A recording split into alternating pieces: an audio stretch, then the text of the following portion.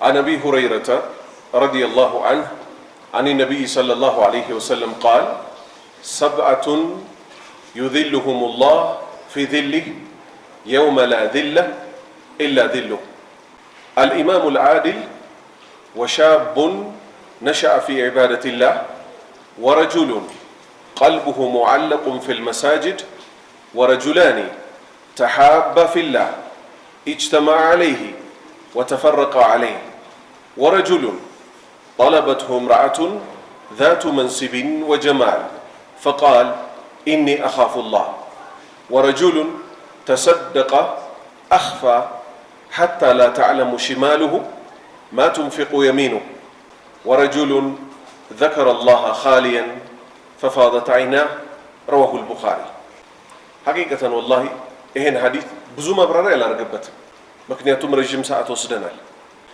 ከላዩ ብቻ ግን ከማንሳታችን በፊት ስለ 7 ሰዎች ነው የተነገረው እላይ መግቢያው ጋር ያለውን ከተረዳን ይበቃናል ባላህ ፍቃድ ከአቡ ሁረይራ ተይዞ ነብዩ ሰለላሁ ዐለይሂ ወሰለም ምን አሉ 7 የሰዎች አይነቶችን እኮ ዩዚልሁሙላህ አላህ ያስጠልላቸዋል ለምን መጠለል አስፈለገ እቺ ነው መመለስ ያለብን ራሳቸው ምን አሉ በሌላ ሐዲስ ፀሐይ አንድ ስንዝር ለሰው ልጆች የምትቀርብበት ጊዜ ያላሉ መቼ ቂያማ ቀን አባታችን አደም ምን አለ አላህ ከዚህ በፊት ተቆጥቶ ማያቀውን ቁጣ ለወደፊትም የማይቆጣውን ቁጣ ዛሬ ተቆጥቷል ባለበት ቀን ምን ይሆናል አንድ ስንዝር ትቀርባለች ካለችበት ሆና እየለበለበችን አይደል አሁን ባለንበት ጊዜ ስለዚህ እነዚህ 7 ሰዎች ምን አይነት እድለኛ ሰዎች ናቸው እኛ እነሱን መምሰል ግድ ይለናል መቼ ከዛ ካስፈሪው ቀን መጠበቅ ከፈለገ في ذله الله በጥላው ስለያስጠላቸዋል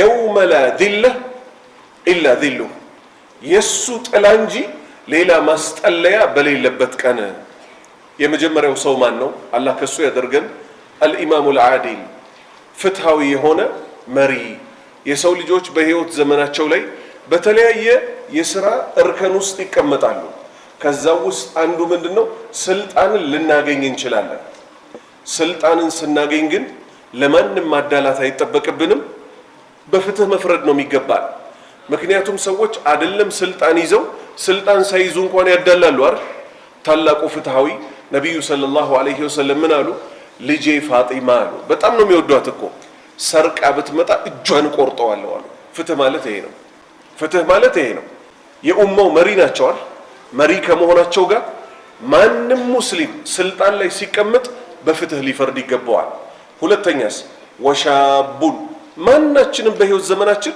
ወጣትነትን የምናልፍበት ጉዳይ ነው ወሻቡን ወጣት ግለሰብ ነሻአ ያደገ في عبادة ربه ጌታውን በመገዛት ላይ ወጣትነት እድሜውን ያሳለፈ ሰው ዛሬ አንዳንድ ሰዎች ይሸወዳሉ ምን ሲሉ ትንሽ ጨስ እንበልና እንተውብታለን life is once enjoy it all ይባባላሉ እንግዲህ እንግሊዝኛ መሆኑ ነው ህይወት አንድ ጊዜ ነው እሺ ፈታዘና በሉ ህይወት እኮ አንድ ጊዜ ስለሆነ እኮ ነው በአግባብ እንጠቀም ይያልን ያለ ነው እንዲያውም እኮ እነሱ የተናገሩት እንግሊዝኛ እኮ ጤነኛ አይደለም ህይወት አንድ ጊዜ የሆነበት ሰው በአግባቡ ይጠቀማታል ወይስ ያበላሻታል ድሮ እንዲህ በወጣትነት መሞት አይታወቅም ነበር እኛ ባለንበት ዘመን ሰው እንዴት ነው እየረገፈ ያለው ወጣት ወይስ ሽማግሌ ወጣት ነው እየረገፈ ያለው ስለዚህ ወጣትነታችንን ልናሳልፍ የሚገባው አላህን በመገዛት ላይ ነው ሶስተኛ ወረጁሉን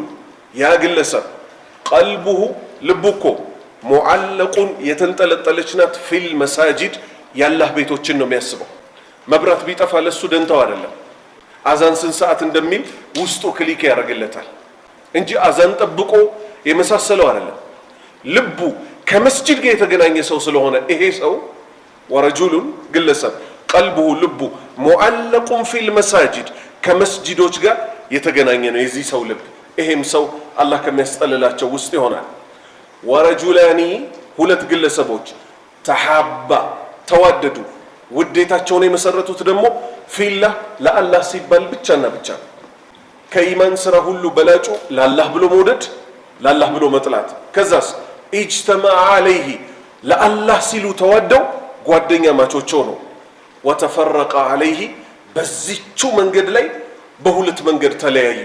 አንድ ወይ አገር ለውጦ ይሄዳል አንደኛው ወዳጅ፣ ወይ ደግሞ ማይቀረው ሞት መጥቶ ይወስደዋል።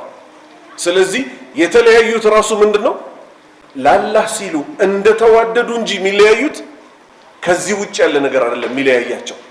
ሞትና አገር ለቆ መሄድ፣ ሰፈር መቀየር በሰው ልጅ ህይወት ላይ የሚቀሩ ነገሮች ናቸው አይደሉም። እነዚህም ግለሰቦች ትልቅ ደረጃ ተሰጥቷቸዋል። ምክንያቱም ውዴታን የመሰረቱት ለአላህ ሲባል ስለሆነ።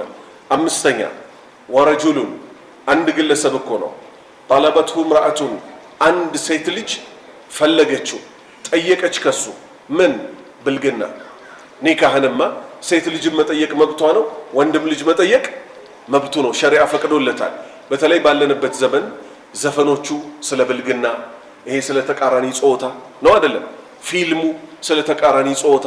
ነገር ግን ወረጁሉን ያ ግለሰብ ጠለበትሁ ምርአቱን አንዲት ሴት ጠየቀችው። ምን አይነት ሴት? ሁሉ ሴት እኮ እኩል አይደለም።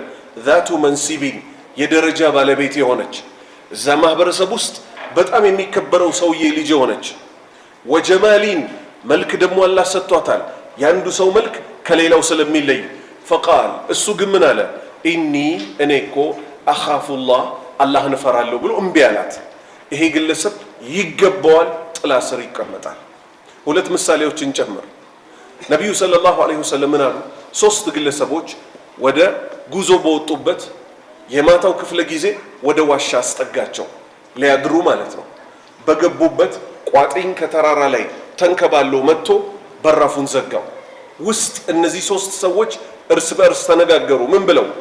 ብንጮህም ይደርስላቸው የለም አይደል? ዛሬ ካለንበት መከራ ነፃ ሊያወጣን የሚችለው ምን ብቻ ነው? ለአላህ ስንል የሰራነው ስራ ነው። የሁለቱን አልጠቅስም ከአረስቴ ጋር ስለማይሄድ። የሁለተኛውን ግለሰብ ግን ልጥቀስ። መሀል ላይ የነበረው ከሶስቱ ለኔ እኮ በጣም እኔ ዘንድ የተወደደች ያጎቴ ልጅ ነበረች አለ። በብልግና ጠየቅኳት አለ፣ እምቢ አለችኝ። ከጊዜ በኋላ ግን ችግር ወደ እኔ ያመጣት አለ። 120 ወርቅ ልሰጣት፣ እሷ ደግሞ ሰውነቷን ለኔ ገላልጣ ልታመቻችልኝና ብልግና ልፈጽም ተስማማሁ አለ።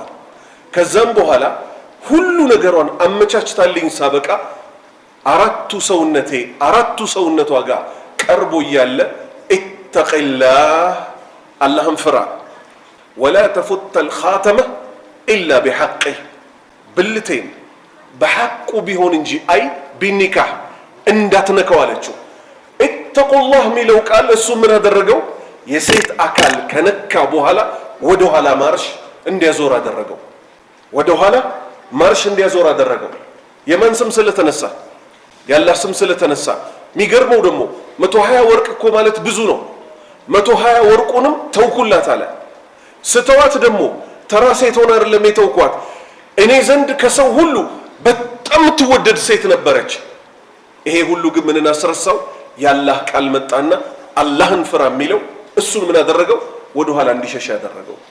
ዛሬ እኛ ምን ላይ ነው ያለነው? በሴትና በወንድ ጉዳይ ምን ላይ ነው ያለነው? ወንድሞቼ እኔ እኮ ጃስ በሉኝ እንጂ ጃስ ካላችሁኝ እኮ ተረክልና በት ብዬ ስልኳን ቅብሌሽንማ እኔን የሚችለኝ እኮ የለም። ኧረ እባክህ እሳቱን አስታውሰዋል? ፀሐይ አንድ ስንዝር የምትሆንበትን ቀን አስታውሳታል? የሚቀባበልህ ቀን ይመጣል። አትሸወድ። ዩሱፍ ካሰኛቸው ጉዳዮች ውስጥ አንዱ ምንድን ነው? መልካቸው ለእስር ቤት ሰበብ ሆናቸው። መልክ ይለያያል አልናል። እራሷ ስታሳድጋቸው የነበረችው ሴት ባል ያላት ያቺ የባለስልጣን ሚስቶች ምን አይነት ሴቶች ናቸው? በውበት የተካኑ አይደል?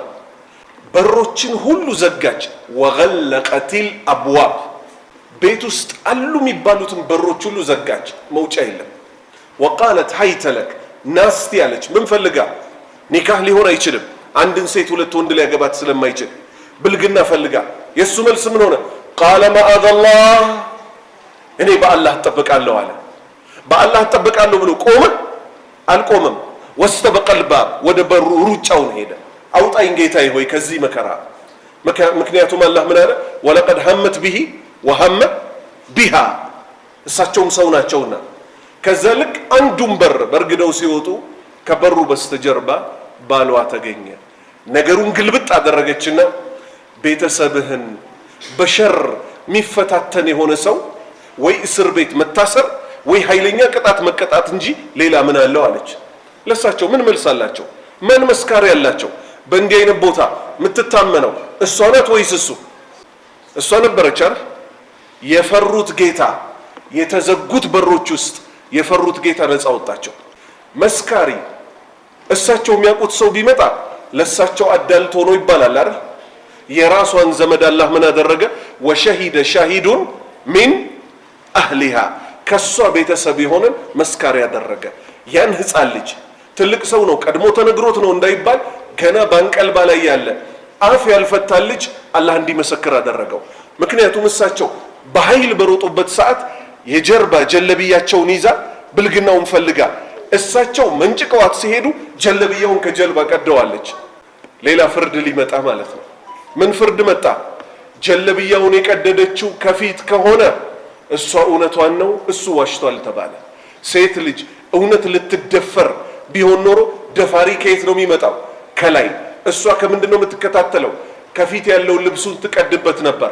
ባለጌዋ ግን እሷ ከሆነች እሳቸው ሲያመልጡ እሷ ደግሞ ከጀርባ ልብሳቸውን ቀደደች፣ ተፈረደባት። ልብሱ የተቀደደው ግን ከጀርባ ከሆነ እሱ እውነቱን ነው፣ እሷ ውሸቷን ነው ተባለ። ባዶ ክፍል ውስጥ የፈሩት ጌታ እሳቸውን ነፃ ወጣቸው። በማን አንደበት? ገና አፉ ባልተፈታ የማን ዘመድ የሆነ? የራሷ ዘመድ የሆነ። ስለዚህ አላህ ባሪያዎች ሆይ የሴትና የወንድ ጉዳይ እንደ ቀልድ የሚታይ አይደለም። በተለይ ባለንበት ዘመን እኔ እኮ ማንም አይችለኝም። ቀላል ሰው መሰልኳችሁ? ታክሲ ውስጥ ታየዋለሁ፣ የገዛ ወንድማችን ይደወልለታል ከሴት ይላታል። አላወከኝም እንዴ ስትለው እሱ ግራ ገብቶታል። ለምን? ከአንድ ሴት ጋር አይደለም የሚጀናጀነው፣ ከሺዎች ጋር ነው። እና ረሳኝ እያስለቀሳት ነው። እኔ ላንቺ ብዬ ምን አለሽ ብትይ ምናምን ብሎ እሷ ውስጥ ገብቷል። ከፍቶ ማለት ነው በርግዶ። የገዛህቱ ላይ ግን እንዲደረግበት ማይፈልገው ጉዳይ ነው። እንትና እኮ ነኝ ወይ አንቺ ስልኬ እኮ ጠፍቶ ይላታል ሲዋሻል። አዲስ ቀፎ አውጥቼ አዲስ ቀፎ አውጥተህ ነው ቀፎ በስቶብህ እንጂ። ስለዚህ ተመለስ ወንድሜ። ነጃ መውጣት ከፈለክ የጅንጀና መጨረሻው ክስረት ነው። እንዲሁ እንደው በፋርነት ምን ይባላል? እሱ እኮ ያራዳ ልጅ ነው ቺክ ያሽከረክራል ይባላል እንጂ ጥያቄው እውነተኛ በተጨባጭ ግን እሱ ነው አይደለም የተሽከረከረው። ወንድሞቼ የሚሽከረከረው ማን ነው? ጀንጃኙ እኮ ነው። ያራዳ ልጆች የሚባሉት ግን ስም ይሰጡታል። ኧረ በያ አትቻልም እኮ ይሉታል። እውነት መስሎት ከመስጂድ ቀርቶ በየሲኒማ ቤቱ ይዞራል። ወንድሜ ተመለስ። ያ ፀሐይ አንድ ስንዝር በሚቀርብበት ቀን አላህ እንዲያስጠልል ከፈለክ አይደለም አንተ ተጉዘ ጀንጅነ ልትጀነጅንህ ብትመጣ እንኳን ሴት ልጅ ምን ማድረግ ነው? ኢኒ አኻፉላህ እኔ እኮ አላህን እፈራለሁ ነው የሚባለው። ስድስተኛ ወረጁሉን አንድ ግለሰብ ተሰደቀ ሰደቃ ሰጠ፣ አኽፋ ሰደቃውን ግን ደበቀው፣ ሐታ ላ ተዕለሙ እስከማታቅ ድረስ ሺማሉሁ ግራው ማ ቱንፊቁ የሚኑ ቀኝ እጁ የምትሰጠውን በግራ በኩሉ ስንት አውጥቶ እንደመጀረጠና እንደሰጠ እስከማታቅ ድረስ ሰደቃህን እባክህ ደብቀው። ሰባተኛ ግለሰብ በዚህ ነው የምንጨርሰው። ወረጁሉን ያ ግለሰብ ዘከረላህ አላህን አስታወሰ፣ ኻሊየን ከሰዎች ገለል ብሎ ብቻው፣ ፈፋደት አይና አይኖቹ እኮ አነቡ። ዛሬ አላህ ይታረቀንና ልብ በማይረባ ነገር ስትሞላ ለቁም ነገር መብቃት ያቅታታል። ምሳሌ ወደዚህ እንመለሳለን። ምሳሌ አንድ ሰው ሰላት ውስጥ ከመግባቱ በፊት በተለይ ሀገራችን ላይ ቅዳሜና እሁድ በጣም ተቸግረናል። ፕሪሚየር ሊግ የሚባለው አለ የለም? አለ። ዲሽ ቤት ወንድሞቻችን ይገባሉ። ምን ሊያረጉ ስትል እርስ በእርስ እዛው ይሰዳደቡልኛል። አንዱ ያንዱን እናት ይሰድባል።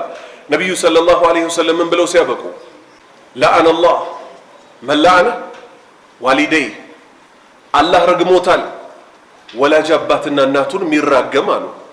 ሷሃባዎች ጠየቁ፣ እንዴት ነው አንድ ግለሰብ የገዛ እናትና አባቱን የሚራገመው ሲባሉ እሳቸው ትክክለኛውን መልስ ሰጡ። እሱ የሰው እናትና አባትን ይሳደባል አሉ። በዛ በኩል ያለው አሚን ነው የሚለው ወይስ ያንተውን እናት ነው የሚለው? መልሱልኝ። ከዛ ዲሽ ቤት ይገቡና የማንቸስተሮቹ የአርሰናሎቹ ማብሸቃቸው ነው እንግዲህ ምን ይላሉ? የማንቼ ደጋፊ ለመሆን እኮ 12 መጨረስ አለብህ ይሉታል።